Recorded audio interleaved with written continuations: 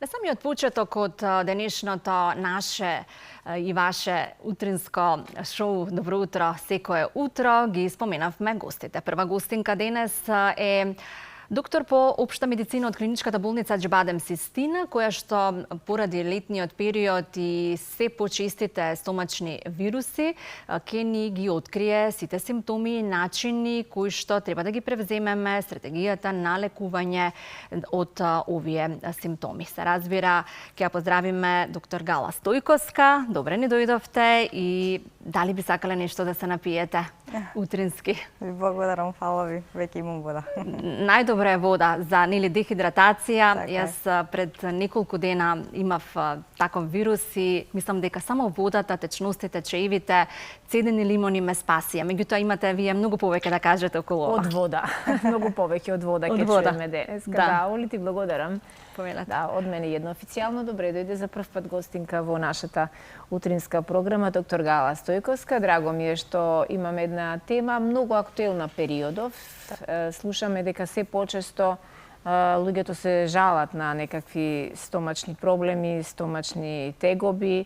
Дали станува збор за стомачен вирус кој што го заработуваме во текот на овие периоди во годината или може да биде и нешто друго? Така. Добро утро и од мене. Точно така, можам да потврдам дека значително е зголемен бројот на пациенти изминативе недели, па може да кажам и месеци, во нашиот ургентен центар кои што се облакуваат на еден тип на вакви симптоми. Овие симптоми ги поврзуваме со една голема група на заболувања, наречени гастроентерити, кои што се од инфективно потекло, може да бидат причинети од вируси или од бактерии.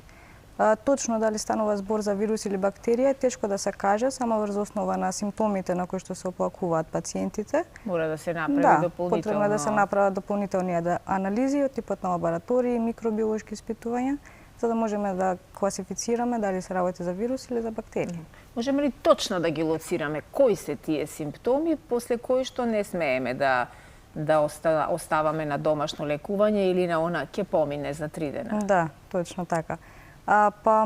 Предлагам најчести симптоми за кои што се оплакуваат пациентите, веќе мислам дека сите ги знаеме, од типот на гадење, повраќање, голем број на столици течни кои што може некогаш да надминат и над 10 во текот на денот, потоа покачена телесна температура и слично. При појава на било каков тип од овие симптоми, советувам пациентите секогаш да се обратат на лекар, затоа што несоодветното лекување и третирање во домашни услови може да доведе до зачестени компликации од типот на различен степен на дехидратација. Заради тоа треба да се обратат на лекар за да се одреди тој степен на дехидратација и лекарот е тој што ќе одлучи дали третманот може да продолжи во домашни услови или можеби треба нешто повеќе да се направи во болнички услови. Така. Вообичаено, кој е временскиот интервал за кој што тоа се некако си доаѓа на свое место? Колку траат овие повраќања, диареи и така натаму? Знае ли тоа да трае почесто, подолго од една недела? Времетраењето на симптомите најмногу зависи од причинителот на гастроентеритот. Доколку се работи за вируси, кај вирусите по карактеристично е многу побурна појава на симптомите, за краток период од како пациентот бил изложен на вирусот и симптомите траат обично неколку дена. Додека кај бактериските гастроентерити, кај нив треба подолго време да се развијат симптомите, но подолго трае самото заболување, па макар и 10 дена. Да. Сигурно овде е и многу важно како ние се храниме во тие денови додека ги имаме тие тегоби, особено ако ги имаме диареите и повраќањата кои често знаат да бидат и присутни кога ситуацијата ќе стане веќе комплицирана. И што треба да се консумира, односно што не треба да се консумира додека имаме диареја или додека повраќаме? Така, точно. Најголем акцент се става на надоместот на течности. И како што споменавме, не е тоа само водата, туку потреба е на надомести на електролити. Тоа се со помош на тие електролитни раствори.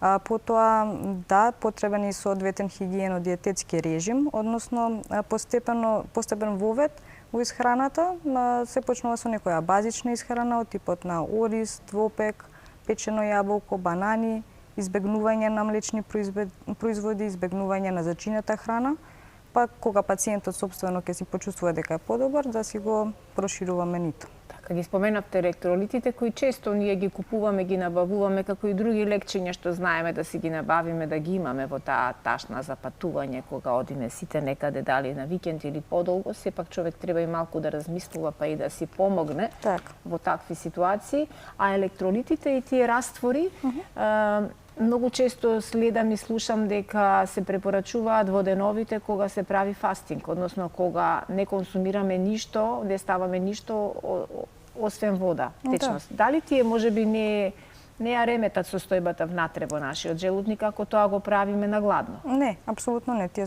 слободно може да се конзумираат во било која состојба, во било кое време, затоа што потребен е да се одржува тој електролитен баланс во организмот. Така.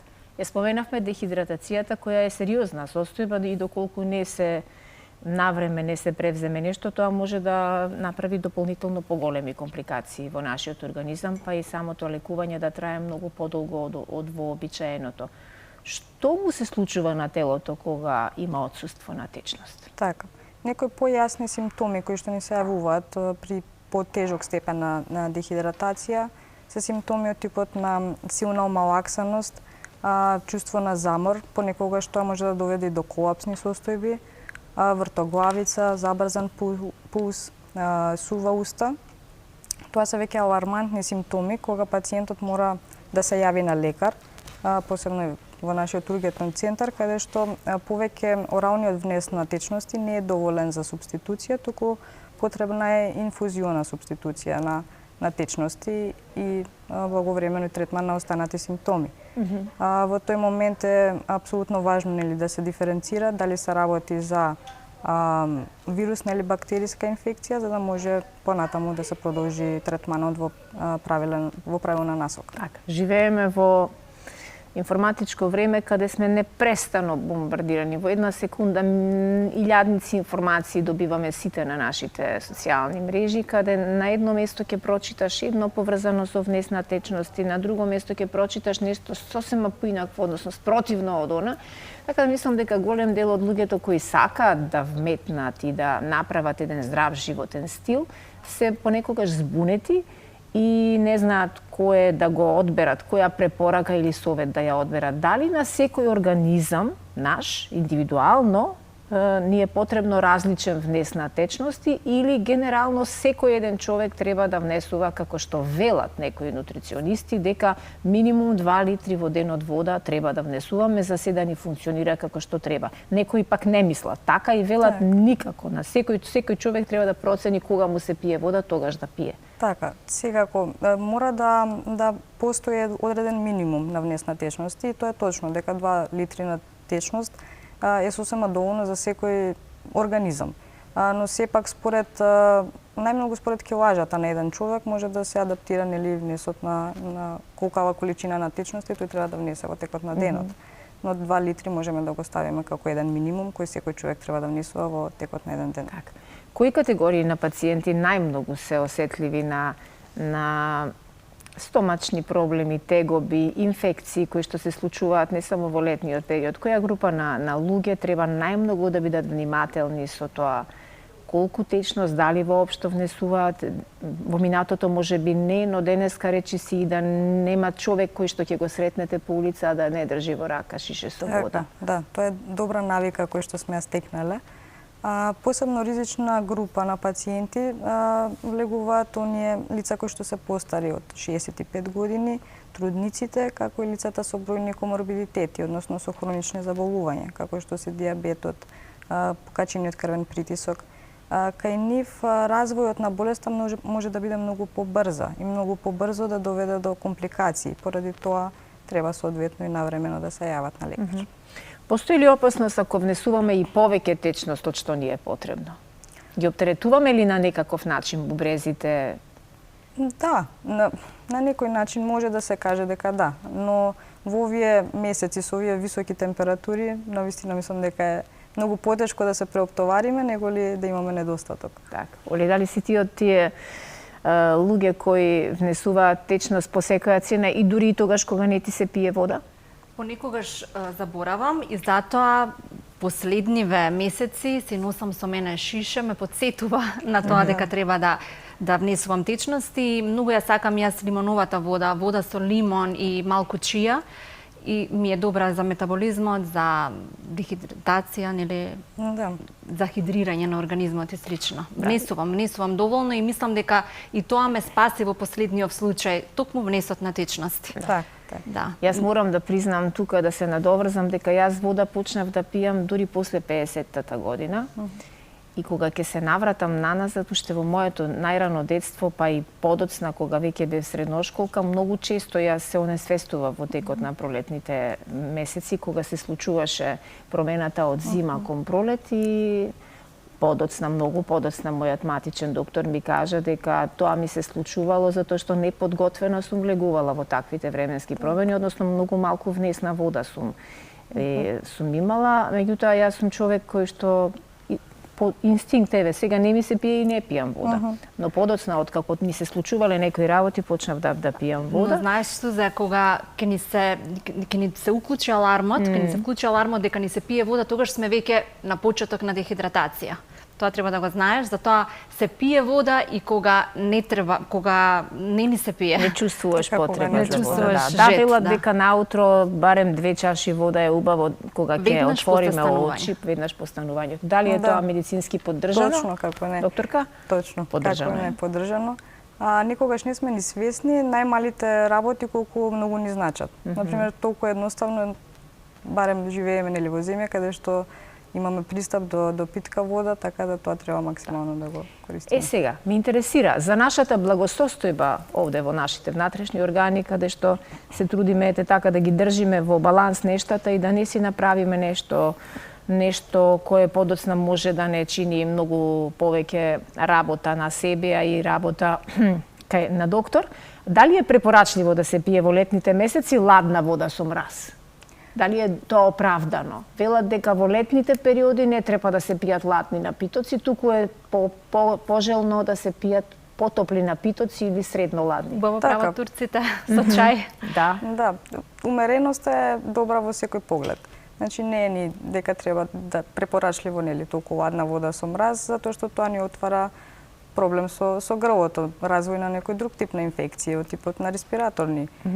Така да секогаш умереноста е најдобра опција.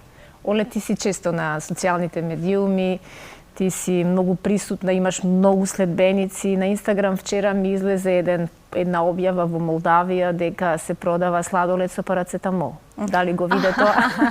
Знам дека има лижавчиња за деца, нели со некој антибиотик за грло, меѓутоа за овој сладоледов нема чуено. Бел сладолед со парацетамол и препорачан за деца кои во текот на летниот период имаат често пати температури, му давале таков сладолед. Дали е сладоледот добра опција и во зима, бидејќи американците и скандинавците кога детето ќе се разболи во сред зима, тие му даваат сладолед без никаква тескоба дека можеби нема да му годи на детето. Веројатно за ларингит повеќе.